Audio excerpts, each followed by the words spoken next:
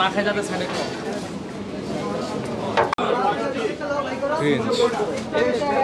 মানে অপর কামলা দিতে এসে ওরাই।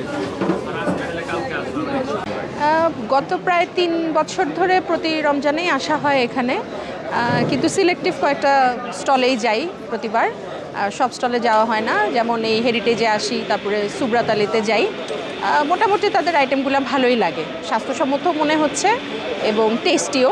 এখন সব আইটেম তো আর একই রকম হয় না, কিন্তু সিলেক্টিভ কিছু আইটেম প্রতিবারই ভালো লাগে। যেমন হালিমটা, সুব্রাতালির হালিমটা খুবই ভালো লাগে, তারপরে তেহারি, মোরগ পোলাও, এগুলো খুবই ভালো লাগে।